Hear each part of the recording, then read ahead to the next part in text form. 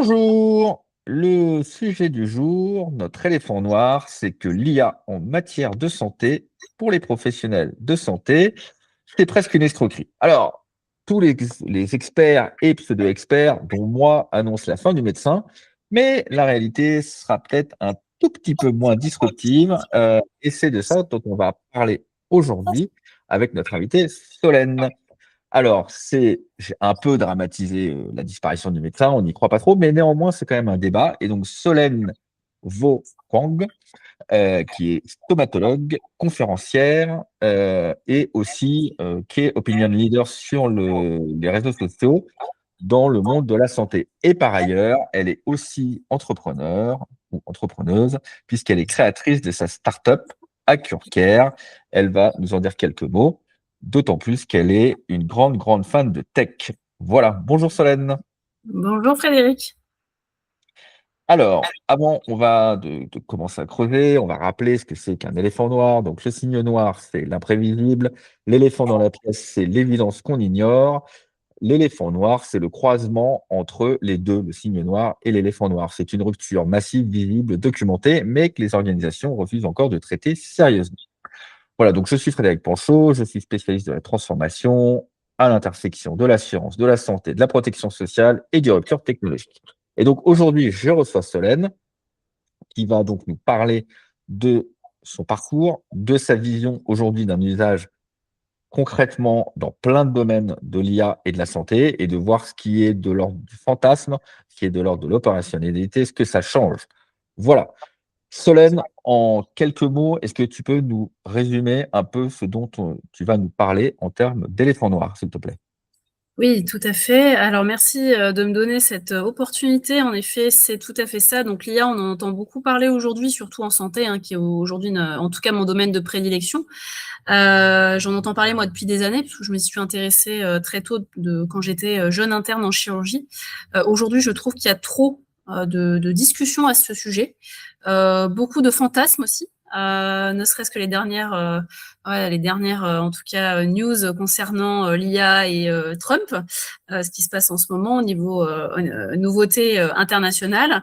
Je pense qu'il faut aujourd'hui recentrer l'IA donc dans le milieu de la santé, l'IA médicale, sur finalement malheureusement simplement une technologie, hein, au service de l'humain, et que moi je crois encore au contraire au grand pouvoir des soignants, des professionnels de santé, mais avec une nécessité de développement d'un esprit critique impératif, car oui, les soignants qui sauront utiliser ces outils à bon escient, évidemment, dans un intérêt de toujours plus de précision pour nos patients, seront les grands gagnants finalement de ce qui se passe aujourd'hui, qu'on peut appeler une révolution.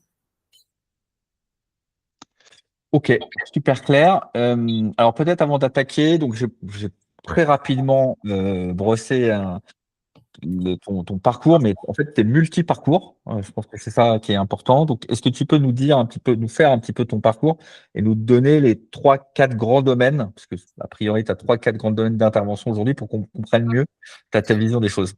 Oui, alors, ma vision des choses, au départ, elle est celle d'un simple professionnel de santé. Moi, je suis chirurgienne, stomatologue. J'ai fait des études extrêmement classiques, médicales, très scientifiques, très scolaires finalement. Et puis, il y a eu cette irruption de l'IA dans ma vie de jeune chirurgien.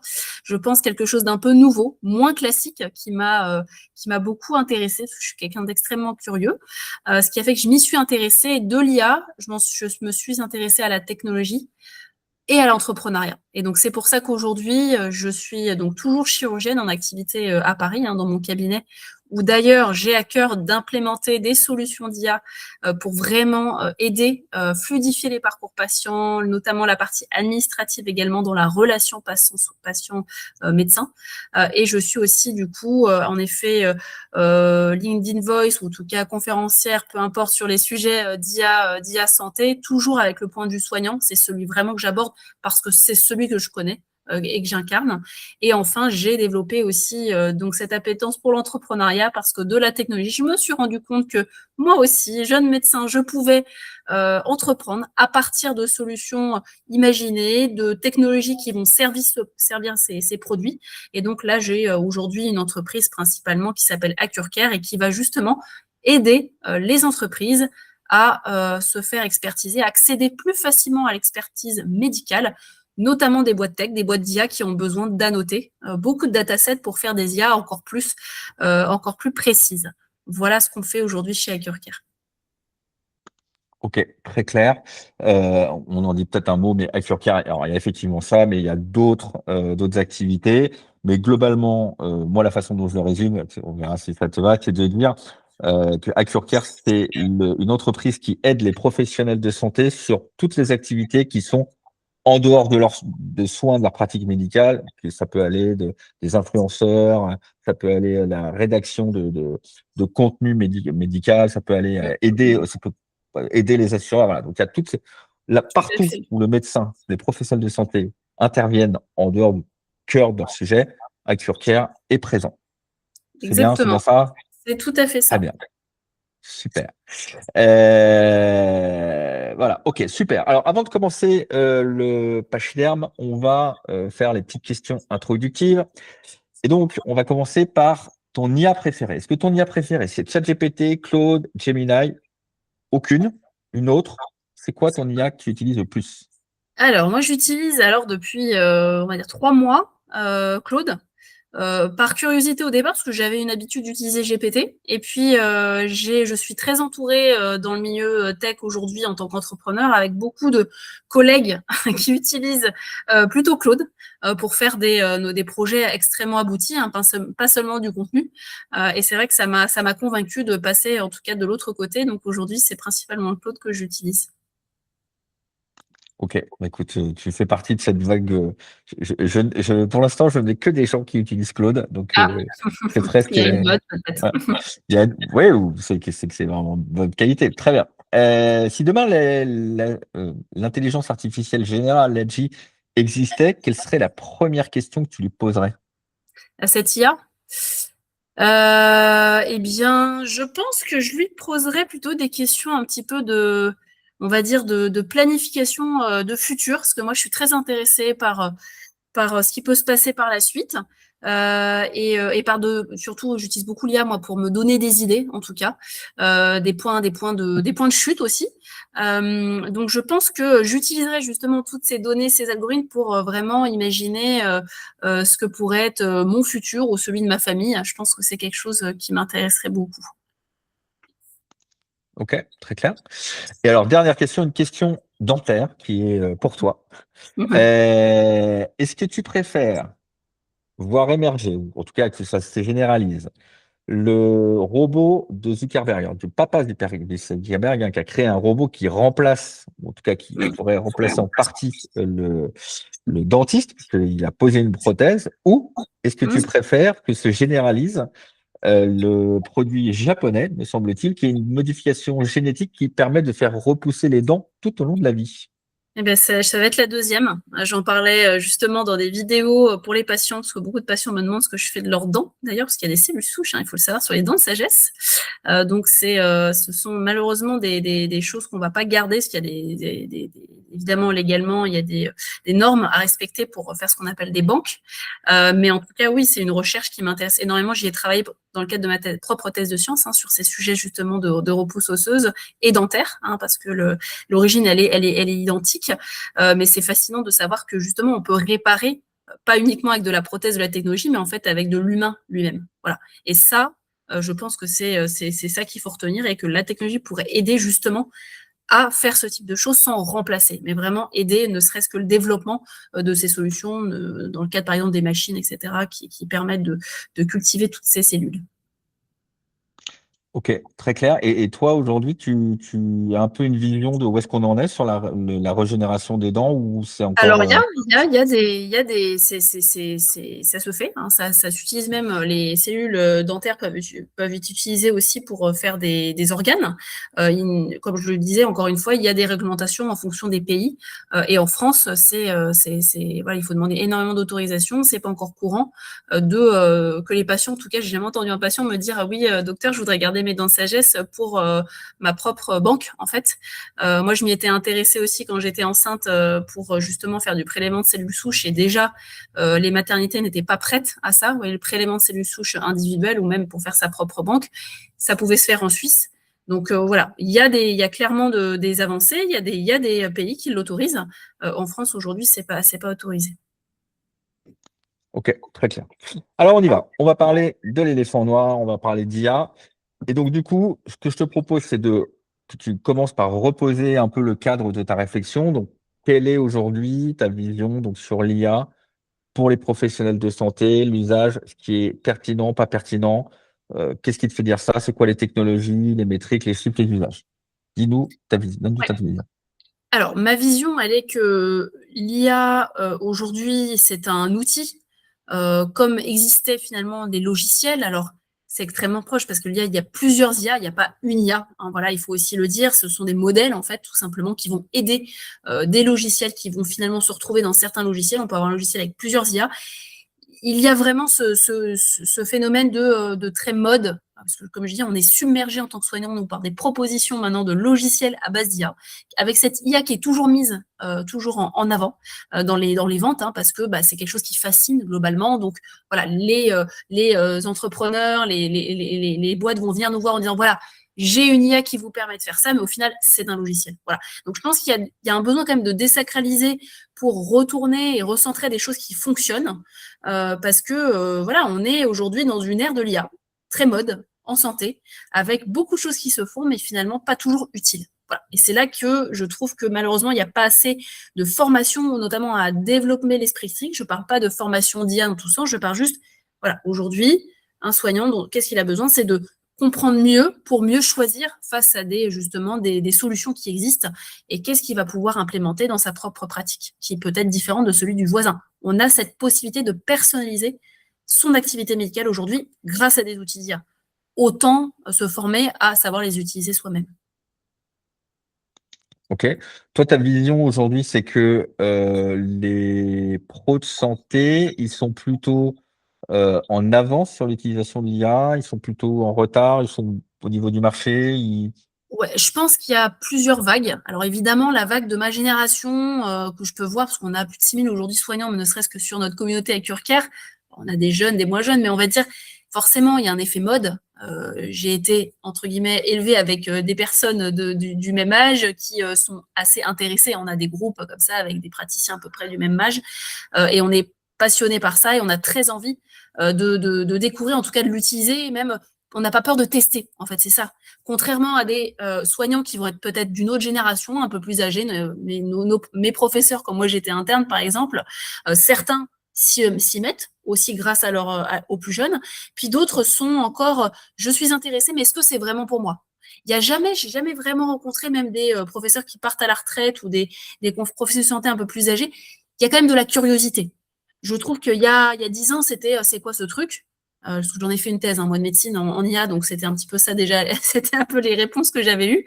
Là, on est quand même il y a de l'intérêt, mais certains professionnels vont dire, mais est-ce que c'est pour moi? J'y connais rien, moi, de toute façon, à l'informatique. Est-ce que je suis quelqu'un entre guillemets, qui peut utiliser l'IA? Voilà. Donc finalement, il y a quand même un intérêt, je trouve, de façon extrêmement générale, enfin vraiment générale, de la communauté médicale. Mais voilà, après, certains vont s'en emparer plus que d'autres. Déjà, voilà, il y a des niveaux extrêmement différents. Il y en a qui vont entreprendre dans l'IA, il y en a qui vont co-développer leurs propres outils, il y en a qui vont simplement utiliser des outils, et puis il y en a qui vont regarder ce qui se passe, se renseigner sans pour autant, entre guillemets, passer à l'acte.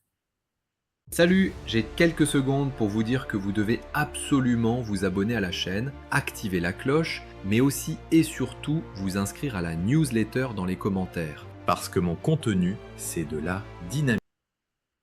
Ok, très bien. Si je devais schématiser ma vision très, très macro de l'IA dans le médical, je dirais qu'il y a trois grandes familles. Il y a l'IA administrative Mhm. qui aide sur le processus administratif qui est lourd hein, dans le médical quand même.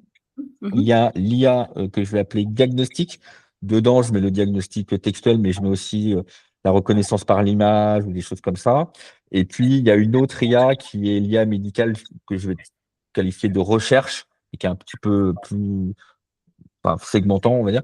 Est-ce que toi, alors déjà, est-ce que ces 3 familles te semblent bien représenter les différentes possibilités de l'IA dans le domaine médical? Et c'est quoi ta pratique sur les 2 premières, par exemple, l'IA administrative et l'IA diagnostique? Est-ce que toi, tu utilises l'IA pour diagnostiquer des choses? Oui. Alors moi, j'utilise en effet l'IA pour m'aider, en tout cas plus comme une aide diagnostique qu'un vrai diagnostic, notamment les outils d'imagerie qui permettent d'annoter des radios de mes patients. Je vais l'utiliser à la fois pour me faire gagner du temps, c'est-à-dire que bien sûr, je suis capable, moi, quand j'utilise une IA, je suis capable déjà de faire un diagnostic toute seule. Par contre, oui, cette IA, là, en l'occurrence, elle me permet de faire des annotations sur à partir d'une image en quelques secondes, avec des codes couleurs. Ça va me permettre d'avoir une vérification de ce que moi j'ai vu sur la radio immédiatement, et ensuite de pouvoir me finalement expliquer au patient à partir d'un code couleur. Voilà, donc ça c'est la partie diagnostique. Et la partie administrative, je l'utilise par exemple pour essayer de répondre mieux à la demande patient, parce que les patients aujourd'hui sont très demandeurs d'informations, ce que je trouve tout à fait normal, tout à fait logique, et je suis dans cette démarche-là. Maintenant, voilà, le fait d'utiliser une IA qui me permet de faire le suivi des patients, excusez-moi, ça me permet donc de pouvoir, par exemple, utiliser une IA. Attends, excusez-moi. Hop, tac. Désolée, j'arrive pas à faire de choses ouais, non, allez, c'est bon. Hop, désolée, c'était ma petite fille qui est malade, qui est juste à côté de moi. Et donc, par exemple, de pouvoir répondre à un grand appel de patients quand je suis au bloc, et de pouvoir répondre aux patients même quand je suis au bloc sur des questions médicales, et on va avoir la traçabilité de la demande, et de pouvoir rappeler via la secrétaire immédiatement après. Vous voyez, ça apporte un confort quand même au praticien qui va rester concentré sur sa tâche, notamment la médecine, la chirurgie, mais de pouvoir quand même répondre aux patients et le rassurer le temps qu'un humain reprenne la main. Voilà, typiquement. Ok, très clair. Et sur la partie diagnostic couleur dont tu parles, aujourd'hui, le diagnostic, tu es d'accord en 100% avec l'IA, ou est-ce qu'il y a des fois l'IA fait des erreurs, ou à contrario, des fois l'IA détecte des trucs que tu n'avais pas forcément vus? Alors, ce qui est bien, c'est que moi, l'IA que j'utilise, elle me met un pourcentage de certitude. Donc, elle ne va pas me dire, il y a telle lésion. C'est que je vois quand je passe ma souris sur l'image, elle va me dire, voilà, il y a 69% de chance que ce soit ça. Et j'ai le nom de la lésion en face, en fait, annoté avec la légende. Bien sûr, voilà, vérification clinique, ou si je dois faire une radio, après, c'est moi qui suis maître du diagnostic final. Mais en tout cas, elle me donne un pourcentage de certitude. Et j'aime beaucoup les outils qui proposent ce type de solution, parce que bien sûr, en tant que médecin, ça nous donne aussi ce rôle, et surtout quand on montre au patient, il voit le chiffre, et il voit qu'il y a une discussion possible. C'est sûr qu'en 98% d'une lésion, vous expliquez, voilà, non seulement vous êtes déjà convaincu, mais en plus, vous montrez au patient qu'il y a ce code couleur rouge. Donc déjà, la couleur rouge, je trouve que c'est extrêmement parlant pour un patient. Et en plus, il voit le chiffre 98%, et là, il se dit, ah ok, d'accord, j'ai vraiment ça, en fait, j'ai vraiment une lésion. Et en fait, il n'y a plus de doute. Il y a le clinicien, l'image, le chiffre, et ça aide énormément sur la compréhension de diagnostic, et surtout faire adhérer à un plan de traitement de patient. Ok, très clair. Et donc là, on voit bien l'intérêt. A contrario, est-ce que tu as déjà testé des outils avec de l'IA où à la pratique, ça ne servait pas à grand-chose, voire il y avait des erreurs où ça compliquait les choses? Ah oui, j'ai fait des outils, surtout j'ai bossé, moi, quand j'étais interne en chirurgie, c'est comme ça que j'ai été un peu éveillée sur de l'annotation d'images. Donc, il y a eu des moments où je partais de zéro, c'est-à-dire qu'il n'y avait pas d'annotation, c'était à moi de faire l'annotation clinique sur l'image. Et puis, au bout d'un moment, l'IA me montrait des choses. Donc, il fallait que je vérifie en tant qu'humain. Et parfois, elle a noté, par exemple, moi, en l'occurrence, je suis en effet chirurgien stomato, donc j'ai beaucoup de radios, de photos de bouche, de radios de dents, et elle me montrait une lésion sur une couronne, alors que c'était pas du tout ça, quelque chose qui est tout à fait anatomiquement normal. Et donc ça, c'est sûr que voilà, on se dit, au moins on sert à quelque chose à ce moment-là. Voilà. Ok. Et ça, aujourd'hui, c'est est-ce que quand même on n'est pas sur une tendance où les IA se trompent de moins en moins, peut-être encore un peu, mais où finalement l'erreur, elle est, comment dire, elle n'est pas représentative finalement. Alors, l'erreur n'est pas représentative, je pense, comme je l'ai dit, il y a plusieurs modèles d'IA. Il y en a des milliers, en fait, des millions peut-être maintenant, en fait, et qu'il n'y a pas une réponse. Et c'est ça que je pense que les professionnels de santé doivent se mettre dans la tête. C'est que souvent, on vous présente un logiciel en vous disant, voilà, c'est le logiciel clé. En fait, ce logiciel, il a un modèle principalement. C'est rare qu'un même logiciel ait différents modèles et sache adapter en fonction de la personnalisation, personnaliser en fonction de la situation clinique. Donc, à partir du moment où il y a un logiciel, moi, ça m'est déjà arrivé d'utiliser justement, IA de 2 logiciels différents sur l'image et de ne pas avoir les mêmes résultats. Et c'est ça qui fait en même temps, qui doit faire peur, en fait. C'est que on a des industriels qui vont vendre des solutions. Le praticien va choisir celle-ci. Alors pourquoi? Parce que peut-être l'UX est plus sexy aussi. Hein. C'est vrai qu'en tant que praticien, on est très sensible à quelque chose de simple. Hein, quand je c'est pas uniquement le design, mais la prise en main qui doit être facile, ne serait-ce que quand il s'agit d'interagir avec le patient. Mais derrière, en fait, si on utilisait une autre, on n'aurait pas du tout le même résultat. Et c'est ça qui est compliqué, je trouve, aujourd'hui, à trancher. Et en tant que soignant, on se doit de se renseigner, on se doit d'être alerte sur ces sujets-là pour pas, bien sûr, se tromper, mais surtout accompagner les patients qui eux-mêmes ont aujourd'hui la possibilité d'avoir des connaissances extrêmement poussées et donc vont parfois vous challenger aussi sur ces sujets. C'est mon cas aujourd'hui. Comme je suis aussi entrepreneur, les patients, j'en ai beaucoup qui le savent, dans la tech, j'ai aussi beaucoup de patients entrepreneurs du coup, et on discute souvent de ces sujets.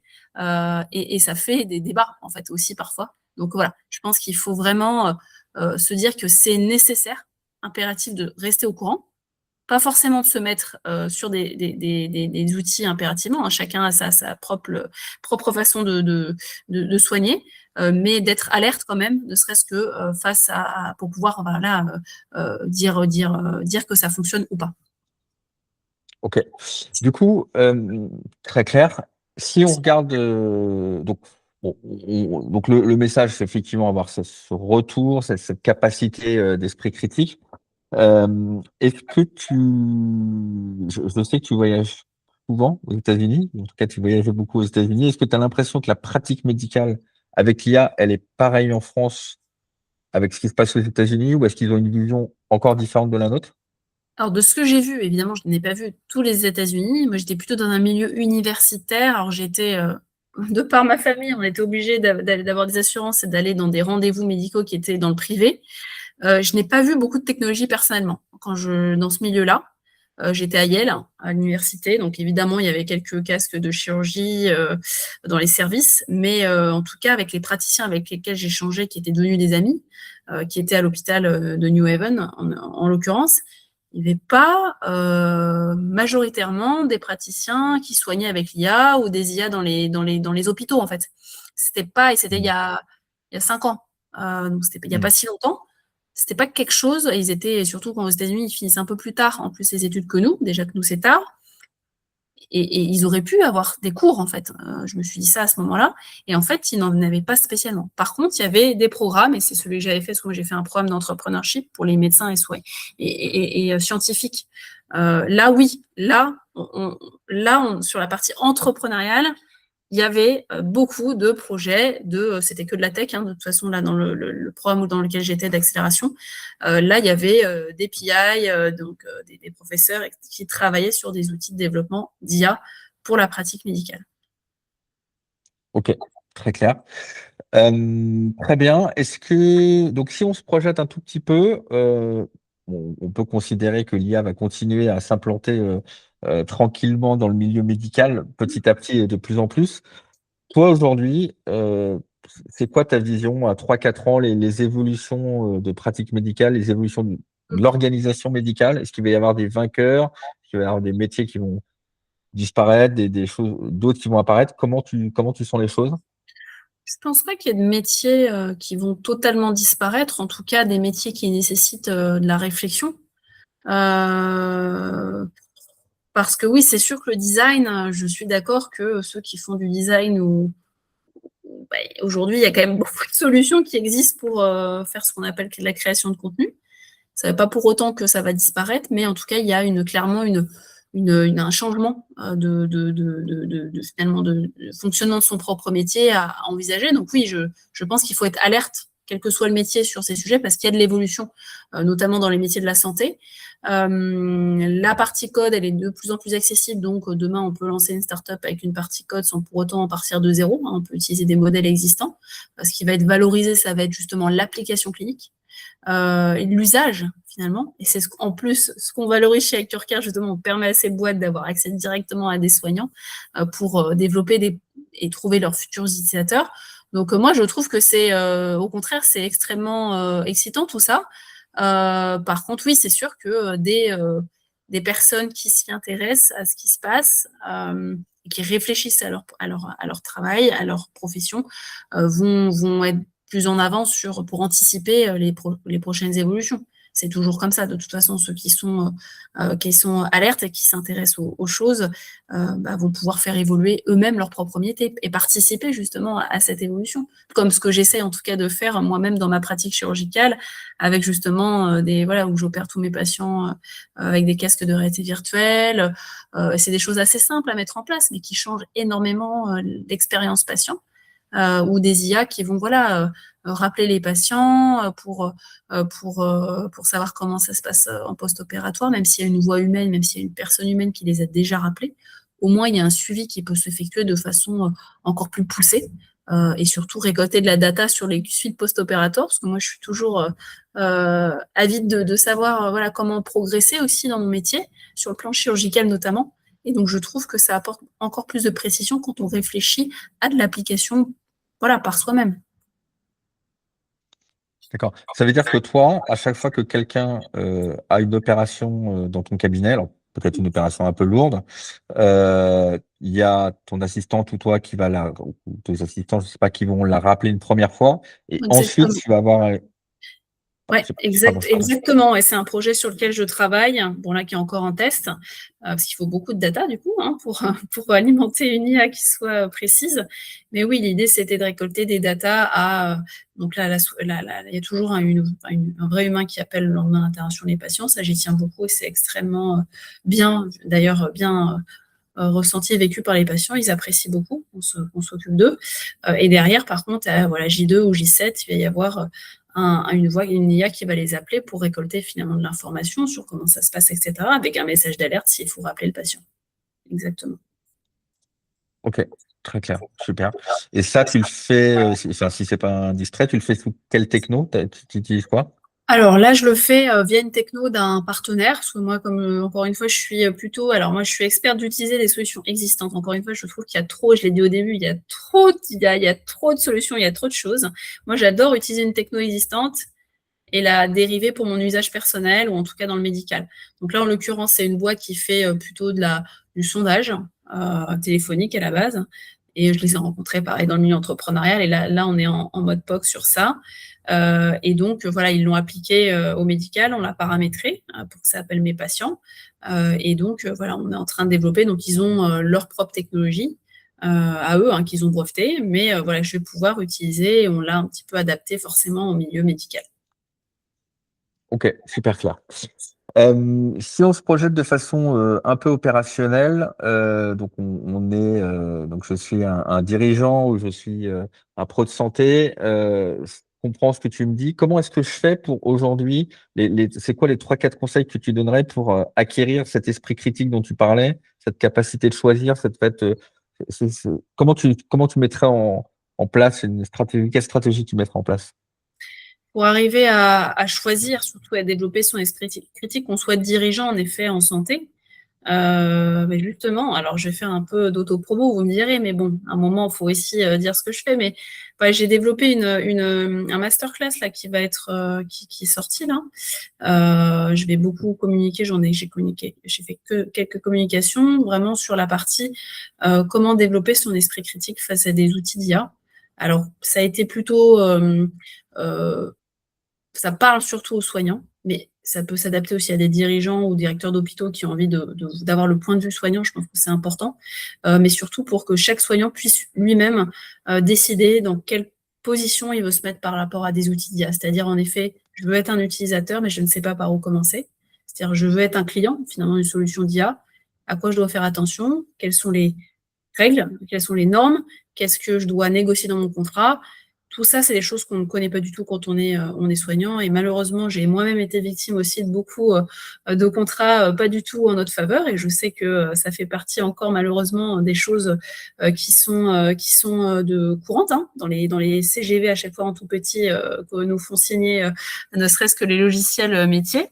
Et donc là, l'idée, c'est vraiment de donner les clés pour que chacun puisse se retrouver dans la position adéquate, c'est-à-dire, voilà, comme je disais, soit on veut être client, soit on est intéressé aussi par co-développer un outil, utiliser une solution existante après l'avoir sourcée via des prompts et l'utiliser dans son cabinet, l'adapter à sa propre pratique, ou encore le niveau, ou aller plus loin, entrepreneur, c'est-à-dire que là, on a une idée, on voit que ça n'existe pas, parce qu'aujourd'hui, il y a tellement de choses qui existent que je pense qu'on peut co-développer ou en tout cas adapter des solutions existantes à sa pratique, mais s'il y a encore quelque chose qui n'existe pas, eh bien là, comment on fait et comment on développe des outils dans les règles de l'art, en fait. Hein. Ok, très clair. Donc ça, c'est un master que tu vas... C'est masterclass qui est complètement en ligne. Donc, j'ai fait intervenir beaucoup de praticiens qui dont des activités cliniques, médicales, mais à la fois hospitalières ou privées, ou les deux, certains entrepreneurs. Et puis, j'ai fait intervenir des entrepreneurs non médicaux également dans différents stades qui travaillent avec des soignants pour que les soignants puissent avoir l'autre version, aussi le ressenti d'un entrepreneur qui va, par exemple, leur vendre un logiciel ou construire une nouvelle application et comment ils travaillent avec les soignants pour que les soignants aient un peu cette idée aussi de comment ça se passe, quel est leur état d'esprit et pourquoi ils pensent comme ça, en fait. Je pense que ça, c'était intéressant et j'ai fait évidemment toute une partie légale, hein, parce que qui dit données de santé, c'est des normes, des choses qu'on entend beaucoup, mais c'est un impératif et non pas uniquement pour faire peur aux soignants, mais voilà, aujourd'hui, certains logiciels ne respectent pas ça, ne serait-ce que moi, pour accéder à des données de santé, je galère encore avec certains logiciels pour récupérer des données patients, ce qui n'est aujourd'hui pas normal, c'est illégal de me demander de payer pour une récupération. Voilà, et ça se passe encore de nos jours, au quotidien. Et donc là, voilà, j'explique grâce à l'intervention de 2 avocats spécialistes du sujet, bien sûr en posant des questions, en me mettant toujours à la place du soignant qui a des questions, parce que toutes ces questions m'ont été posées depuis plusieurs années par des collègues, et donc comment on va comprendre ces réglementations et pourquoi c'est important de les connaître. Ok, super clair. On mettra le lien dans la description. Ok, eh ben écoute, merci. On va finir par la partie recommandation. Je suis un vieux podcasteur, alors j'essaie de relancer cette tendance à recommandation. Alors, est-ce que tu as un livre ou un contenu newsletter en lien ou pas avec ton sujet à nous recommander? Alors oui, moi je suis toujours. Alors j'adore les romans, mais bon, je trouvais que c'était pas forcément hyper judicieux de vous en citer là, même si j'aime beaucoup Pierre Lemaître, mais je lis aussi beaucoup de livres, moi, sur la négociation ou comment retrouver son essentiel, parce que forcément, en tant qu'entrepreneur aussi, on a envie, et que je fais en effet beaucoup, j'ai plutôt beaucoup d'activités, et j'essaye toujours d'être la plus productive possible.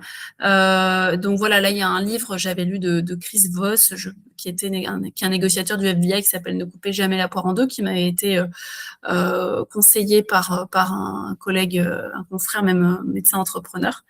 Donc voilà, en tout cas, je le recommande parce que je trouve que ça donne une bonne méthodo. J'aime beaucoup apprendre des méthodologies différentes. Et en effet, en tant que médecin, de base, même si bien sûr j'ai évolué dans le milieu de l'entrepreneuriat, on a encore beaucoup de choses à apprendre sur la partie relations autres, en dehors de la salle de chirurgie pour moi ou du cabinet. Alors, ouais, ok, super. Si je dis pas de bêtises, je crois qu'il a fait un TED, ce monsieur, parce qu'il me semble que j'ai vu un TED il est passer. connu, Ouais, c'est un négociateur du FBI, en effet. oui, qui est assez. Ok. Ok, très clair. Alors ensuite, le radar, une personne, une newsletter, une organisation à suivre pour faire de la veille. Alors, moi j'ai l'habitude, moi je regarde beaucoup LinkedIn. Alors LinkedIn, c'est bien sûr un réseau social, mais je trouve que c'est extrêmement intéressant pour faire une petite veille sonder un petit peu ce qui se passe. Moi, c'est vrai que c'est le seul réseau que je regarde, même si je suis sur les autres réseaux, parce que je fais beaucoup de vidéos pour les patients, sur TikTok, Instagram, YouTube. Mais LinkedIn, je suis présente bien sûr en tant qu'entrepreneur principalement, mais aussi parce que il y a dans mon réseau, dans mon feed, j'ai des innovations qui se créent, des nouvelles boîtes. Je suis aussi des VC, des investisseurs, des Américains parce que j'étais aux États-Unis et je trouve que ça me permet de sentir un petit peu. Alors, je pense que c'est, voilà, sans que ce soit pour le coup, même si je suis très scientifique, extrêmement quantitatif, c'est très qualitatif comme ressenti, mais de savoir vers où on va, comment évolue aussi l'algorithme de LinkedIn, vers qu'est-ce qu'il va me montrer comme type de contenu. Et ça, c'est très intéressant socialement, en fait, comme expérience aussi pour évoluer dans ce milieu-là. Après, en ce qui concerne la newsletter, ben, en fait, nous, on a des petites, alors je dis nous parce que j'ai plusieurs entreprises maintenant. Je parle de mon cabinet également comme une entreprise et j'ai dans chacune de ces activités des petits Claude qui me font des veilles automatisées. Donc voilà, on est plutôt organisé comme ça aussi pour chez AccureCare, avec des veilles concurrentielles. Dans mon nouveau projet, la réplique qu'on est en train de lancer aussi, qui sont des avatars de soignants là qu'on est en train de lancer. Vous entendrez, je pense, d'ici la fin de l'année en parler. Voilà, on a tous ces systèmes de veille automatisés qui se font très bien.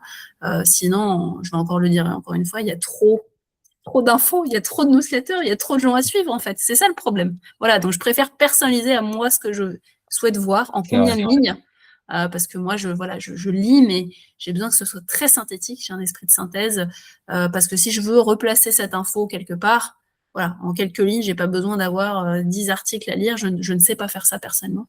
Par contre, oui, l'IA, elle m'aide à synthétiser et elle m'apporte de l'info. Et c'est vrai que déjà, j'adore aller vite. Alors là, l'IA, pour moi, c'est royal. Ça me permet d'accumuler de l'info et d'aller beaucoup plus vite. Ok, très clair. Et maintenant, le relais, est-ce que tu peux me conseiller, me citer 2 personnes qui seraient des très bons invités pour le podcast? Ouais, alors j'ai pensé à beaucoup de personnes pour tout te dire, parce que c'est vrai que j'ai la chance d'avoir rencontré, et grâce à l'entrepreneuriat, des gens assez incroyables. Je pense que dans la santé, je suis toujours dans cette habitude de pédagogie, moi, dans tout ce que je fais, dans tout ce que je transmets, parce que je pense que ça pourrait être intéressant d'avoir une collègue soignante entrepreneur, alors pas du tout médecin, mais qui s'appelle Sophie Blondel, qui est pharmacienne de formation dans l'industrie pharma et qui, elle, travaille dans la biotech. Donc il n'y a pas de l'IA, donc je sais que c'est un sujet voilà, que tu n'abordes pas exclusivement. Je pense que c'est important de ne pas parler que d'IA, justement, mais de parler d'entreprise, de bio, de science. Je trouve que ça me fascine, tout ça. C'est vraiment la science et surtout la partie, bien sûr, il y a la partie business derrière, mais venant d'une scientifique. Et donc, en plus, qui est une fille super, qui s'appelle docteur Sophie Blondel, qui est pharmacienne et qui je vois ça. Voilà. Donc, qui a un profil assez international aussi. Je pense que ça peut être très intéressant pour ton podcast. Et puis, j'ai eu l'occasion d'apprendre à mieux connaître aussi récemment un monsieur qui s'appelle, je pense que tu le connais, monsieur David Gruson, de nom peut-être. Ça me dit quelque chose. Ah oui, Etiquia, c'est ça? Exactement. Alors, c'est un tout autre domaine, mais vraiment sur la partie, c'est des profils, je pense que je n'aurais vraiment jamais rencontré typiquement de ma vie si je n'avais pas fait de l'entrepreneuriat. Voilà. Et c'est pour ça que je te cite ces personnes, parce que je pense que je les aurais jamais rencontrées si j'avais pas créé AccureCare. Et donc c'est un monsieur voilà qui très investi dans tout ce qui est éthique de l'IA, avec sa boîte notamment, qui travaille aussi pour des groupes comme le groupe La Poste, et qui vraiment travaille sur l'éthique de l'IA, l'éthique humaine, et replace la position de l'humain dans l'IA. Et je pense que c'est un sujet extrêmement d'actualité, en tout cas si le sujet d'IA te permet de faire, en tout cas t'autorise à faire un autre épisode sur ce sujet, mais beaucoup moins scientifique et on va dire entrepreneurial que ce que je t'ai proposé aujourd'hui. Oui, alors je le connais de nom. Je n'avais pas fait le lien, je me rappelais plus qui était à La Poste, mais effectivement, il est à La Poste. Oui, c'est intéressant. C'est une bonne idée. C'est une bonne idée. Je pense que pour les assureurs, ça peut les intéresser aussi en matière. Ça peut les intéresser. Mais Sophie Blondel, voilà.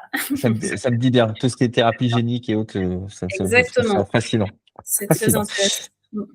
Super, merci beaucoup Solène du temps que tu nous as accordé. On mettra tous les liens dans la description, ton LinkedIn, le site de AccureCare, les newsletters, tout, on mettra tout dedans. Merci de nous avoir écoutés. Si vous voulez nous parler d'un éléphant noir, n'hésitez pas à me contacter et abonnez-vous à la newsletter également. Merci beaucoup Solène, à très bientôt. Merci beaucoup Frédéric.